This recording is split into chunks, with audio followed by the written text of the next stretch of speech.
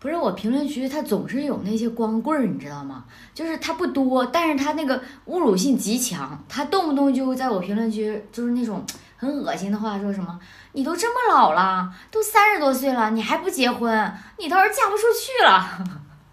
哎呀，我的天呐，是不是我结婚礼金能回你银行卡里啊？啊，我真服了，为什么要结婚？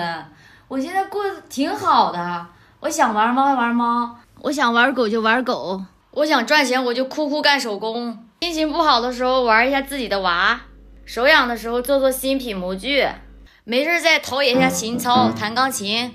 凌晨1点钟想在家里干嘛就干嘛。最主要就是没有家务事儿，然后没有孩子，整个人心里没有事儿，挺松弛的。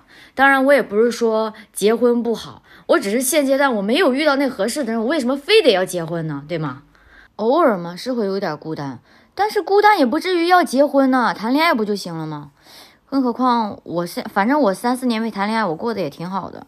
就是这些什么恋爱啊、朋友啊，对我来说并不是刚需的。因为像我是从小独生子一个人长大，就从小我父母是双职工，然后我在家里面天天看 VCD 长大的。像这种情况，我说实话，我一个人过几年我都没有问题，就是挺自在的，非常的自在。反而是身边如果突然多了一个人，我要为他考虑很多，我会觉得有点不舒服、不自在。